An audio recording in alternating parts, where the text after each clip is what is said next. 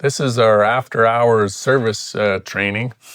We've been wanting to build our service department for a long time, and it's important to have 24/7 service available for our customers. We won't get regular service unless we can provide 24/7 service. So this is just a big part and addition to our regular work. I know we're focused more on bigger projects and larger projects, but this is an important part of our business. So we want to build a strong service department dedicated to service calls and small projects. And our goal is to provide professional, reliable, and consistent service to our customers all the time. And Joe is going to be spearheading this. He's got service experience, so he's a big part of us developing this area. And then, so I'm just going to go over an overview of the different steps and different areas of service that we need to talk about. And the first one will be the after-hours calls. So the rotation for being on service will be Friday at 7 a.m. till the following Friday at 7 a.m. So during that time, you're responsible for the service calls whenever they are. If you're working during the week on a job site, there could be a service call. And if it works out that, say it's in Mississauga and you're working in Bowmanville, and there's someone closer, we'll arrange for the closer person to go. But if there's no one to go during the week, then you're the guy for the call. Just so you're responsible for all the service calls during that period of time. So if a service call happens during regular hours, that's just paid part of your regular time, your regular work week. If it's a service call after your shift, say you finish at 4 o'clock, then after 4 o'clock, then it would be the emergency on-call procedure would follow after that.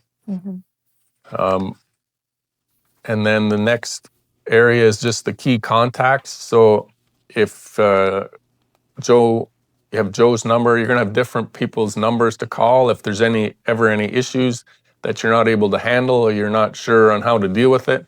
You'll have Joe and myself and Jamie and Nick to call if you need some help or support on what you're doing.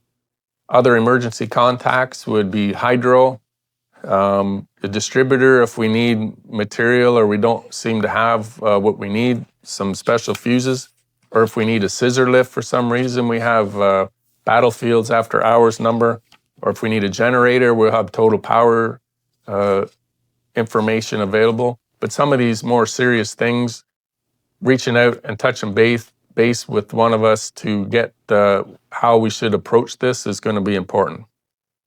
The next area would be service call priority levels. The ones we're dealing with mainly now is the emergency immediate response. That's the ones for the after hours calls. They need us there right away. The lighting doesn't work.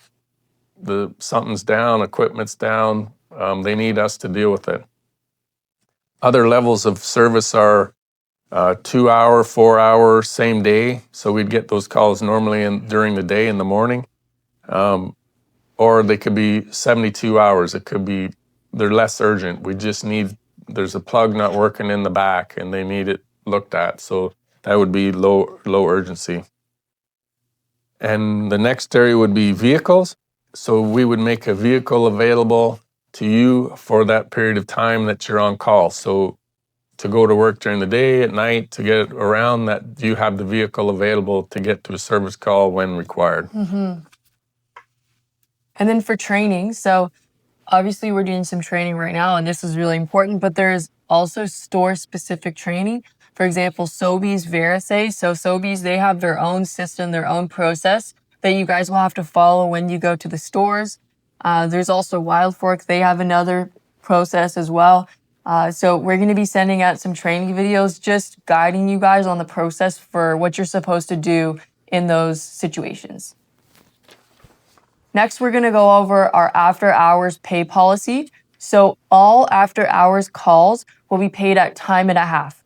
And then so for a regular week, which is not with a long weekend, on-call employees will receive a minimum of 4 regular hours per week. whether or not you receive a call. So if you don't get a call all week long, you're going to get paid 4 regular hours.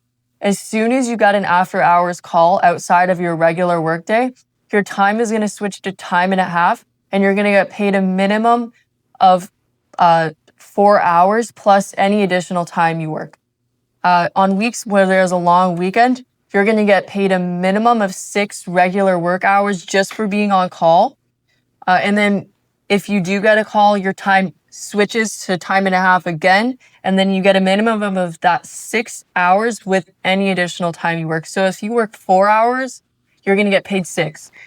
You're always going to get that minimum no matter what on your paycheck. And then just to emphasize, so just for being on call, you get regular time. As soon as you do an after hours call, you get paid time and a half. And then for all after hours pay, this will be issued on a separate check completely.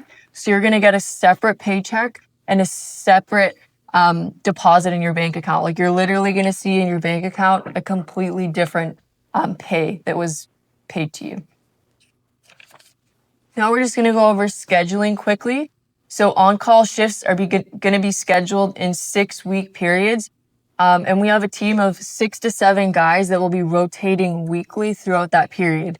Prior to scheduling, I'm going to be reaching out to you, asking you if you have any blockout times, times when you're not available to work, days you're not able to work. Just make sure that you're responding back to me and letting me know that you have what your blockouts are and just times you're not available to work. And I'm going to make sure that I'm not scheduling you on those weeks.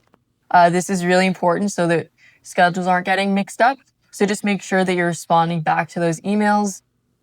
During your on-call week, you're responsible to be available. So make sure that you're not 3 hours away at the cottage or wherever. You're within reasonable distance from your house, available to respond to those after hours calls.